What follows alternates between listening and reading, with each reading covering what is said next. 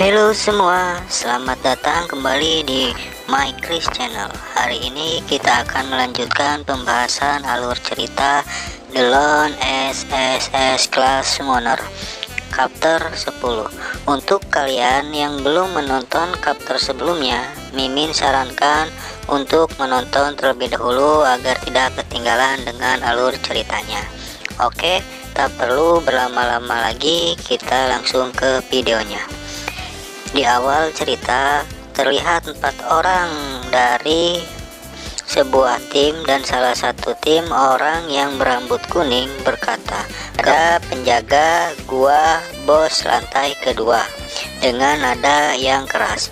Dengan rasa ketidakpuasannya terhadap peraturan yang saat ini berlaku, dan orang yang berambut kuning itu pun berkata, "Kalian sangat mencurigakan karena menginginkan 10 ob jiwa iblis," imbuhnya kepada penjaga itu. Dan penjaga itu pun merespon perkataan dari orang berambut kuning bahwa kalian berhentilah untuk mengeluh tentang betapa mahalnya itu. Kami juga harus membayar biaya perlindungan, imbuh dari penjaga gua bos lantai kedua. Dan dengan rasa kesalnya si penjaga itu pun berkata lagi, "Apa ada orang lain yang ingin melawan bos? Hanya ada satu orang terakhir yang dibutuhkan," imbuh penjaga.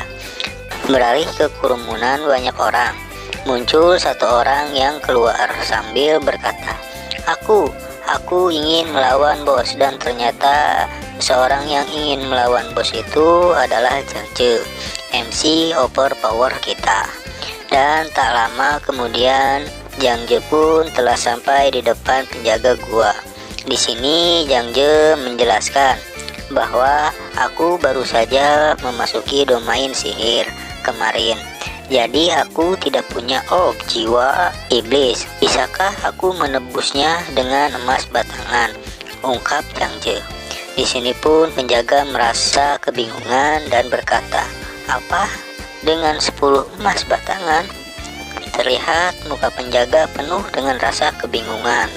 Tak lama kemudian Jangje pun menjelaskan kembali bahwa uangnya lebih dari cukup selama kau mengizinkanku bergabung membunuh bosnya dan mendapatkan kunci ke lantai 3.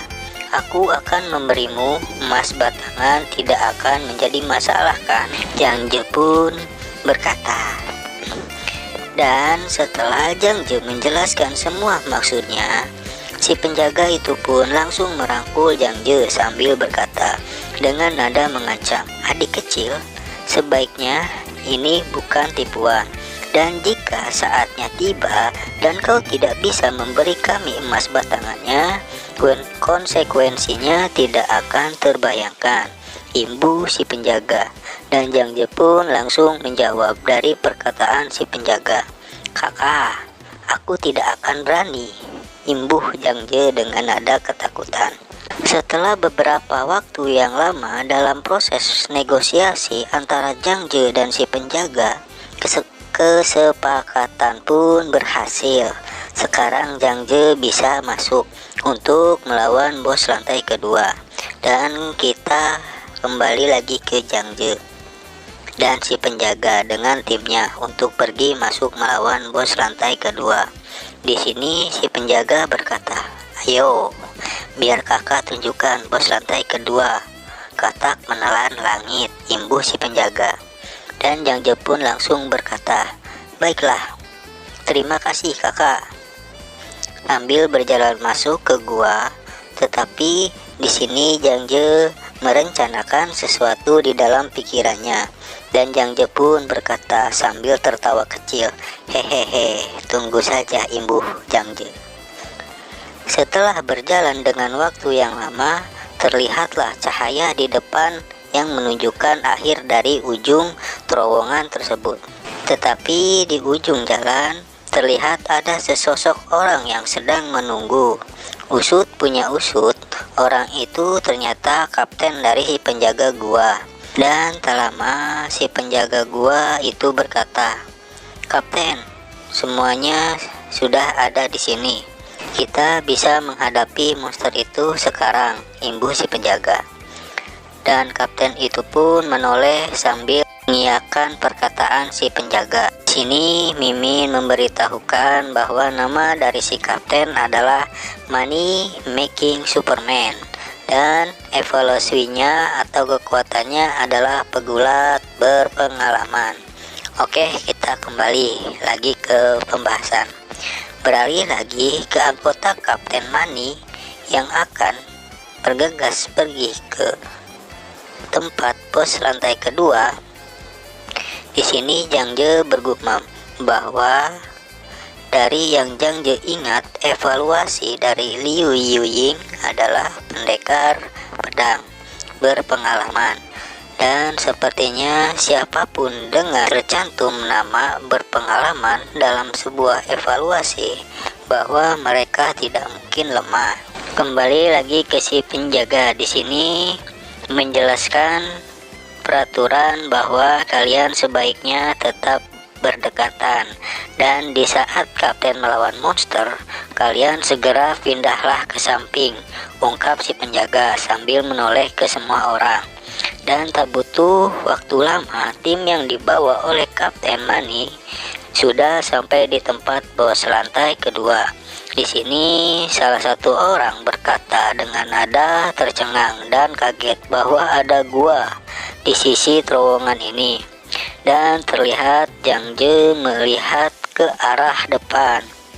Terlihat Jang Je merasa terkejut dan memasang wajah yang tidak percaya, sehingga Jang Je pun berkata, "Apakah katak penelan langit itu sangat besar, Ibu Jang Je?"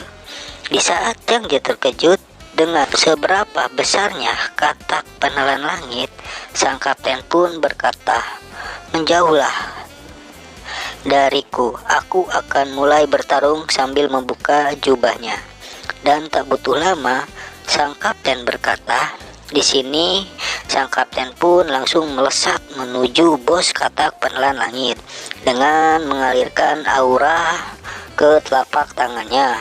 Dan seketika sang kapten melesatkan tinju yang bertubi-tubi ke bawah mulut katak penelan langit, sehingga membuat sang katak terdongak oleh pukulan sang kapten.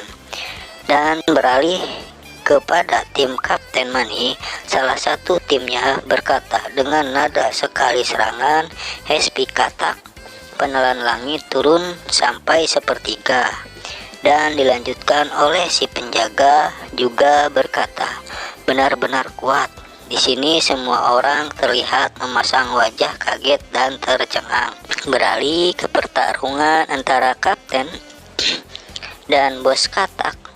Di sini terlihat bos katak tidak tinggal diam setelah menerima serangan dari Kapten Money. Di sini bos katak pun memberikan serangan balik kepada Kapten Money. Tetapi Kapten Money dengan mudahnya dia menghindar. Sedangkan serangan balik yang dibuat oleh bos katak itu mengarah ke tim yang dibuat oleh Kapten Money dan hampir mengenai semuanya. Beralih kembali ke Kapten Money.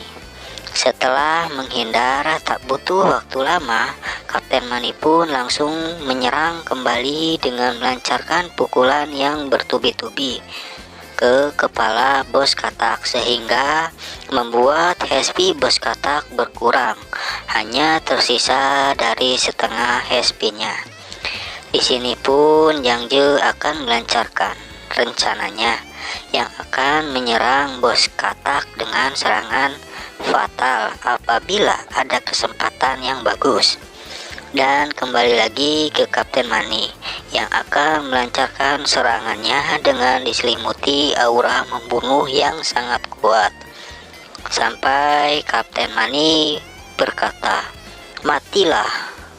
Tak butuh lama, serangan yang bertubi-tubi Kapten Money berikan mendarat di atas kepala bos katak, yang membuat bos katak merasakan kesakitan dan terlihat HP bos katak berkurang. Di saat Kapten Mani sedang menyerang bos katak dan HP-nya tersisa sedikit lagi, di sini Jang Je pun mulai melancarkan rencananya untuk menyerang bos katak.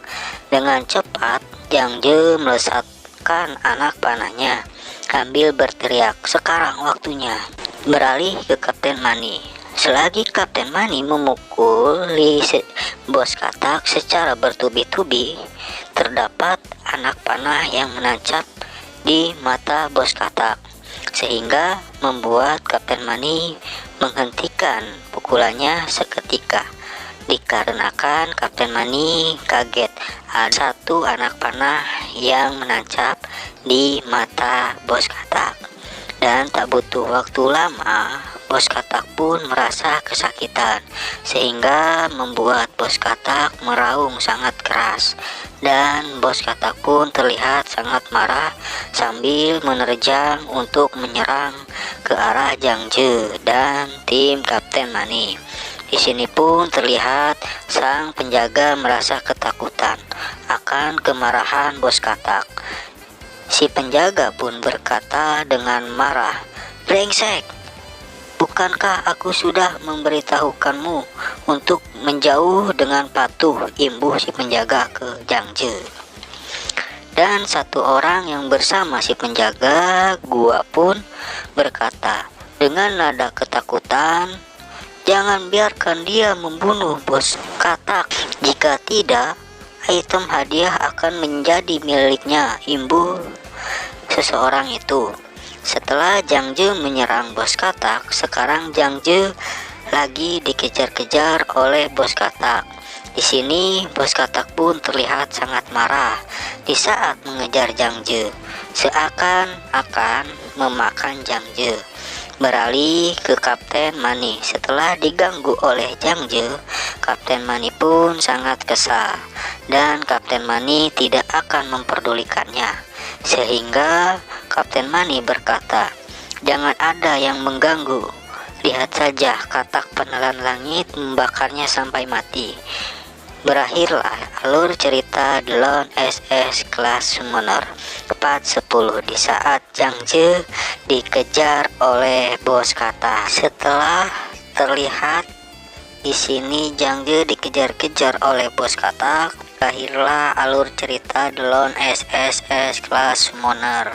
Tunggu updatean part-part selanjutnya hanya di channel Mimin. Sebelum berpisah, Mimin harap dukungan dari kawan-kawan semua untuk mensupport channel Mimin agar Mimin tetap semangat membuat video-video selanjutnya. Oke, terima kasih. Jangan lupa like, share, and subscribe. Bye bye.